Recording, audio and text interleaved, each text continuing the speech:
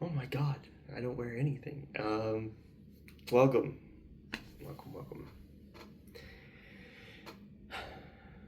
I'm going with the assumption that you have been here for the other four. If not, I mean, go back and watch them because the other four are just going to be there as the kind of baseline to understand exactly what we're getting into, why we're getting into it, and what the importance of it is. And then again, why is kind of fluctuating because what is more important? And the what is that. I mean, that's super hyperbolic to say, so I'm going to share it anyway. Is that masculinity as we know it is dying. I'm using that as like a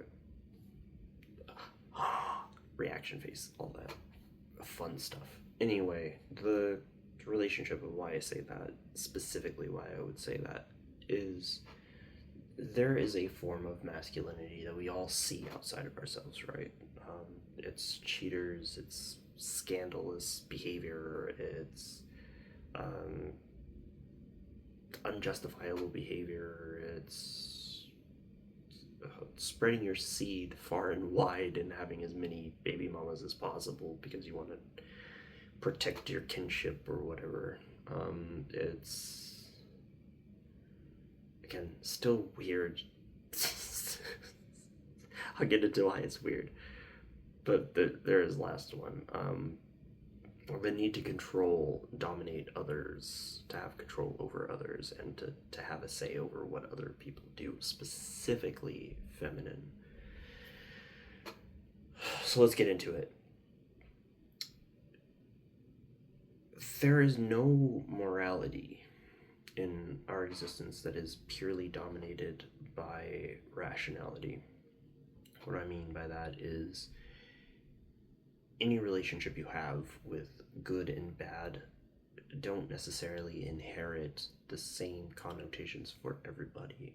There's no universality to what is good and what is bad because the reason behind why we would say something is good or bad can be different and it can vary and it can be very personalized and indifferent to other people's experiences of something. So, universality of good and bad. Why am I talking about this when it comes to masculinity? I'm talking about this in relation to distorted masculinity is because there are fundamental things about masculinity that are acceptable and unacceptable, right? Like, I'm speaking from my own experience, and it can be very different for you, which is great. Share them in the comments or wherever you find this video. Because there is a fundamental desire in manhood for different experiences. In this case, control, power, to have more, to domineer, to dominate, to be the dominator, to have a sense of security, to have a sense of control, have a sense of value, have a sense of being enough for the people that are in your life and around you in your life.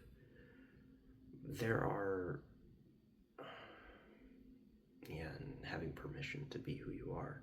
It's also another one. These fundamental and often alien subjects, which is why I talk about them, is a universality, right? I speak of universality as if like everybody experiences this. It's not that everybody experiences it one for one. That's not going to happen, which is why I was talking about good and bad earlier. Good and bad is just as variable as our own desires, the things that we feel like we need in order to feel good about ourselves. I shared in one of the previous videos, I've experienced men who were extremely insecure, who had weight issues first, then actually they both had the exact same reason why they got fit in the first place. All right. Yeah, there's a lot to unpack with that one. I'm going to get into it though, because I'm a great example. My own experiences are a great example. So I'm using those experiences that I've had. I'm not naming names because it's not what this is about. It's not about who did what and why, for what reason. You don't need to know these people. I experienced these people so that I could talk about it and explore it in detail. Because I've learned from life and I learned from my experiences by exploring them. So in this case, there were these two guys with different ages, different times in my life, and as far removed from each other as possible. One lived in California, one lived in Michigan. Both of them got revenge fit, right? What is revenge fit? They got really buff, or they really worked out in order to cut down on their weight because they were kind of heavy. They had a relationship. I'm pretty sure both of them. Could be wrong about this. It doesn't matter. I can give them names.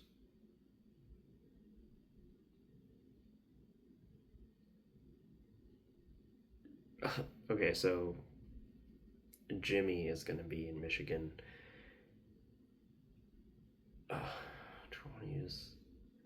And we'll use Greg for California. So Jimmy and Greg, right? They both had weight issues early on, and it had hampered them mentally and emotionally pretty strongly. Um, to the point where they always had that mentality, right? Like there was this sense of insecurity about them being around them. There's this, like they needed people to assure them of their beingness, being more. Um, I know one had an addiction problem, which is Jimmy. Jimmy had an addiction problem, but his relationship with outer appearances was pretty heavy too, because there's this desire to be seen as kind of approachable, nice, good. Greg also the same, really wanted to be presented as good, really being nice, but deep down had that same level of insecurity where, the strongest of winds could rattle them. It's weird that I experienced two of these kind of people, but they were different people. So underneath all the facade and the bravado of, I'm big, I'm swole, I've got muscle, I'm pretty fit now. They also came from, I want to say they came from money. I'm not sure Greg came from money, but the things I am sure about is that Greg had money and was very, very boastful about the fact that he has money, right? And same too with Jimmy. Jimmy actually comes from money. His family was connected to a certain kind of event that takes place. Yeah, he was connected to some family with a lot of money, but he ended up getting cut off or something like that, and he had to work in order to earn back trust or something. But in their relationships, it was about how they themselves didn't necessarily have ownership over their own lives for various reasons, but also they didn't really have an ability to own themselves, to really respect the person that they have grown to become. All of that working out in order to get revenge on the person who either cheated on them or left them or dumped them or whatever. That pain was still there underneath it. They had different ways of dealing with it, of course. Chasing money or avoiding responsibility. They did those things in order to prove something to themselves. The relationship of the distortion is that it is highly irrational. anything that is taking place in a distortion would be irrational by any standard or measure. It has nothing to do with what its original intentions were. There's something wrong with it. It's twisted. It's just wrong by itself. Like, it's misinformation, it's misconstrued, it's altered in a way that makes it nearly unrecognizable from what it originally was. So for their self-care, right, to get fit, to, take care of their weight issues, to bodybuild and become physically well, that got distorted. It got distorted in them still needing other people's approval to be who they are and to be comfortable in their own skin, despite all the working out, despite getting fit, despite losing all of that weight. Despite it all, they themselves had no security in it. It was just something that they did to get revenge, to get payback. But ultimately, all it did was sow the seeds deeper into a level of resentment that was never coming back out. It was never coming back out. Whatever was happening, it was purely in them to feel like they just never could measure up. Measure up to what or who? Entirely up to Greg and Jimmy to figure out, I guess. But the relationship still stands. Something is up. Something obviously isn't aligning in them to let themselves be comfortable with who they are as men, let alone as a person. Because at the end of the day, everybody's just who they are. They're an identity. They're a human having a human experience. There is no right or wrong way to experience your humanity, because we all are going to meet challenges, but oftentimes we do not have the tools to meet the circumstance that we feel is still there, or the conditions that we feel are there that are preventing us from being our best selves. These two individuals use the tools that were provided to them or available to them, which, is gyms or memberships to gyms, whatever it was, better food. But they use the means in order to attempt to assimilate a higher goal, right? To ascertain something that is more divine in this nature, whole, complete. But in reality, all it did was create more of the distortion. Why? Why does this exist, or why does this happen? Why can somebody who is seemingly successful still be somebody who messes up and makes mistakes?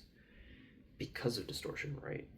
We all have a relationship with giving and receiving things that is detrimental to us. Either sometimes we don't catch what people are saying, or we give to, spite ourselves, put ourselves out, and continue to put ourselves out, or we're constantly attempting to give something that wasn't really called for.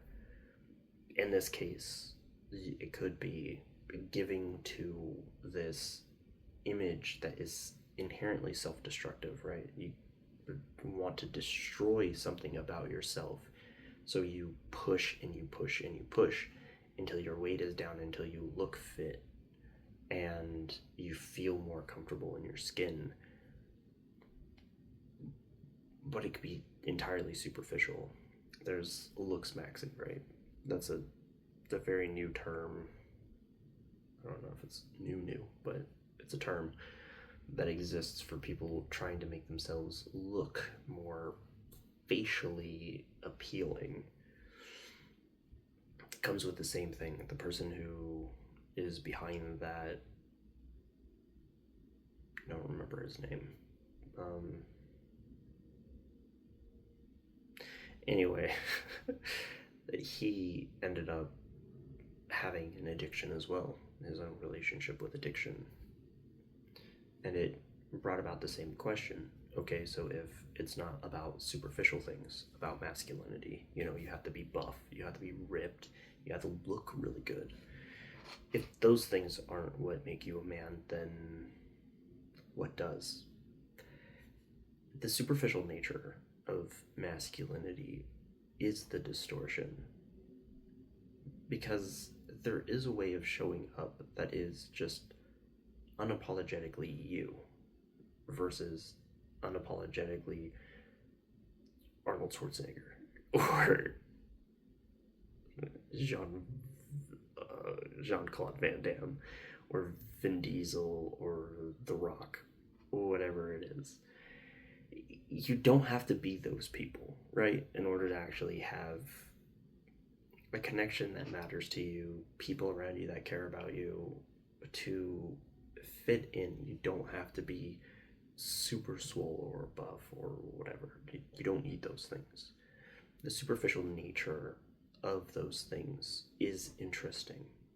And I bring them up because even for me, the relationship of like physicality never really mattered for me personally. It never really mattered to get physically fit. It was more important to stretch and to feel my body as I'm stretching than it is to be lifting weights and all of that other stuff. I did do that very early on, lifting weights and getting into that, and it was just not not very valuable to me. But it was interesting, right? It's interesting to see because I've known quite a few people who chased that ideal of getting more in shape, more this, more that. It's interesting because of the intrinsic, interconnected nature of masculinity's giving principle, of, well, giving foundation that I've given to it, that allows you to give something. So the nature of, if it's not giving myself muscle, if it's not giving myself all of these external things, this permission and everything else, you absolutely give yourself permission, then what is it about masculinity that creates this kind of through line of dependence on other people's approval or other people's ability to value all the work I've put into my body, into my form, into my business, into my, they have to respect me. Because that massive need for respect and validation and all of these things is just the distortion. There are so many men who are willing to die by the sword in order to appease people nobody needs to appease. They're Mel Gibson's words of daddies in The Office. Like, it's interesting because that never goes away, right? The distortion is also being fed by the unmet things that we still looked to our parents to give us guidance in achieving. And that's why all of these things are connected, is because you have an innate divinity in you, a right to own who you are. You also have this distortion that tells you that you're missing something, that even if you achieve, you're still not really receiving your goods, right? Like, to go from somebody who's overweight to being really fit, like, it takes a lot of discipline, it takes a lot of self-determination. And I wouldn't be surprised if it's a lot of willpower. Willpower is the idea that you can control or have absolute power over your will. So I have a board back there that talks about will. It's vulnerability and awareness, because we're constantly aware. The more aware you are, the more awake you are to everything that's going on around you, in you, all of that.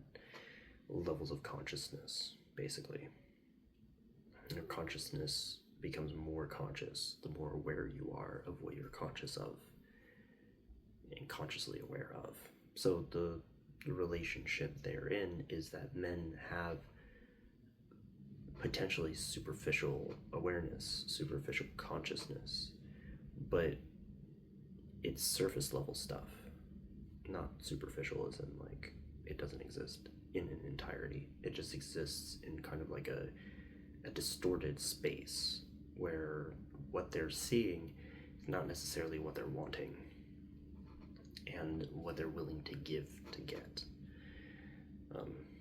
Because it is give to get when it's distorted instead of give to receive. Because if you give yourself a healthy diet, it's to receive a better state of health. If you're giving yourself time to sleep 8 hours, then you're receiving that fully rested state. If you're giving yourself happiness, then you are receiving the ability to be happy. There is a correlation that connects all of these parts. And the exploration of that is more of these videos. So stay tuned, and I'll catch you